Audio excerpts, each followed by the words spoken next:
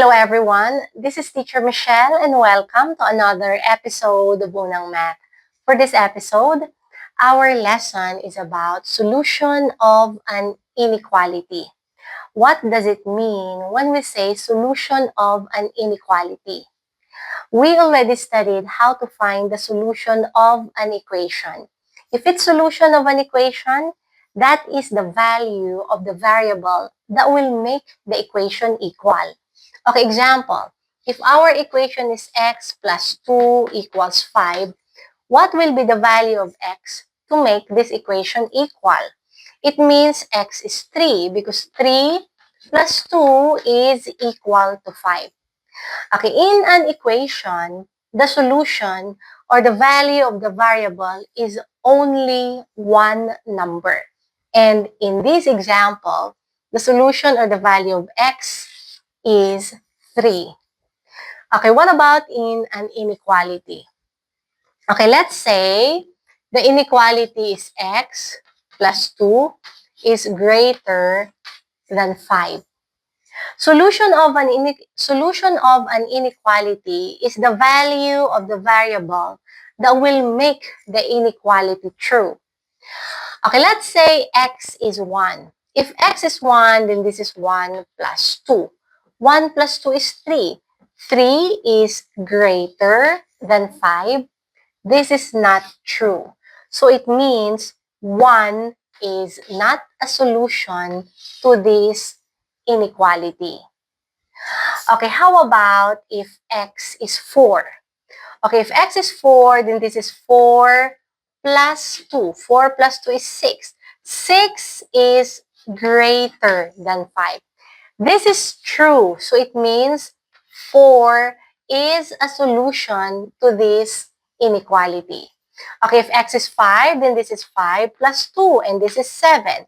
7 is greater than 5. This is also true. So it means 5 is a solution to this inequality. Okay, 6, 7, 8, and so on. These are also solutions to this inequality. So if we will compare, in an equation, we only have one solution. Okay, in an inequality, there are a lot of solutions. So when we say solution of an inequality, this is actually the value of the variable that makes the inequality true. And if we are solving an inequality, we are finding all the solutions of the inequality. Okay, let's give another example. Let's find the solution to this inequality x plus 2 is greater than 3 when the values of x are 1, 2, and 3. As I mentioned a while ago, there are a lot of solutions of an inequality. But in this example, they gave condition. And that is the values of x are 1, 2, and 3. Okay, let's find out. Which among these values is a solution or are solutions to this inequality? Okay, we will just substitute the value of x in this inequality. Okay, if x is 1, then this is 1 plus 2. 1 plus 2 is 3. 3 is greater than 3.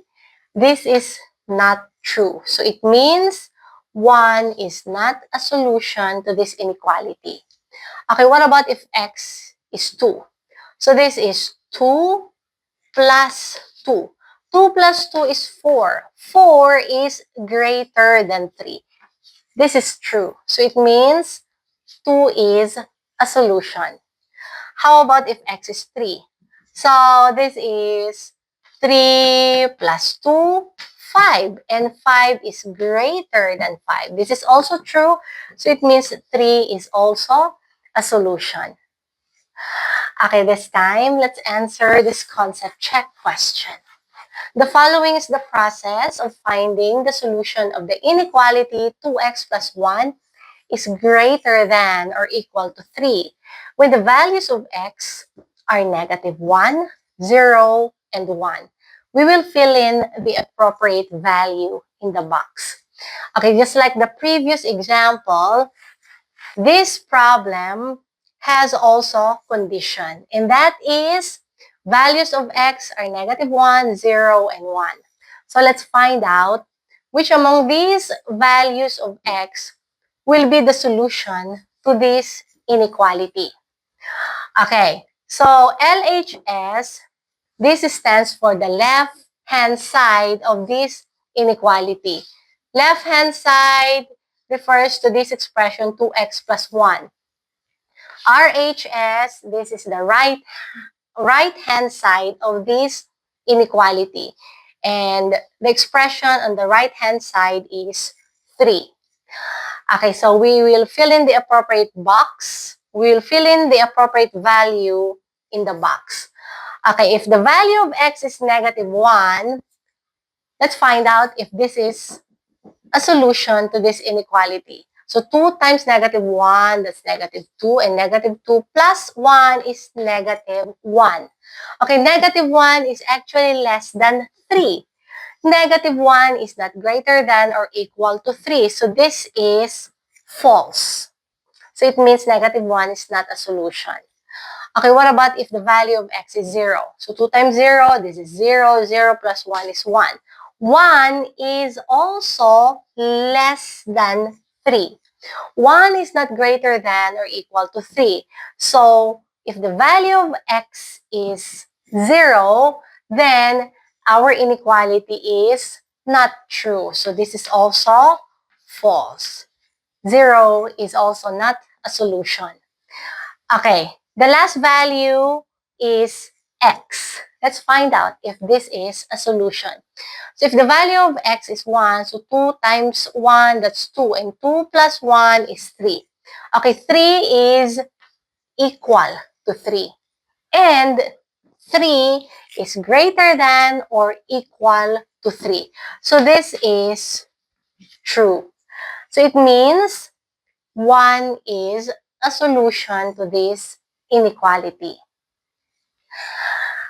Okay, this time, let's answer this simple problem. Let's find the solution to the inequality 4 minus 5x is less than -2x minus 2 when the values of x are 1, 2, and 3. So in this problem, there is a condition. Values of x are 1, 2, and 3. Let's find out which among these values of x is or are the solutions to this inequality. Okay, so the inequality is 4 minus 5x is less than -2x minus 2. Okay, let's substitute the value of x in this inequality. So if x is 1, then 5 times 1, that's 5. So this is 4 minus 5. 4 minus 5 is -1. Okay, how about this side? So if x is 1, so -2 times 1 is -2. -2 minus 2, this is -4. Okay, -1 is less than -4. This is not true. So it means 1 is not a solution. Okay, what about if x is 2? Okay, if x is 2, this is 5 times 2, 10. 4 minus 10 is -6. What about here? -2 times 2, that's -4. -4 minus 2, this is -6. -6 is less than -6. This is not true. So it means 2 is not a solution. Okay, how about if x is 3? Okay, let's substitute in our inequality. If x is 3, then 5 times 3, this is 15. Okay, 4 minus 15, this is -11. Okay, how about here? -2 times 3, -6. -6 minus 2, then this is -8. Okay, -11 is less than -8. This is true. So it means 3 is a solution to this inequality. Okay. Let's also answer this problem. Which of the following inequalities is true when the value of x is 3? So what we need to do is to substitute the value of x in these inequalities. Okay, let's find out which among the following inequalities is true. Okay, if x is 3 in this inequality, so 2 times 3, 6. 6 minus 4, 2. 2 is greater than 3. This is not true. Okay, what about number 2? X is less than negative 4. X is 3. So 3 is less than negative 4. This is not true. Okay, what about number 3? Negative 2, and if x is 3, so negative 2 times 3, this is negative 6. Negative 6 plus 7, then this is 1 or positive 1. Okay, 1 is less than or equal to 1. This is true. Okay, what about number 4?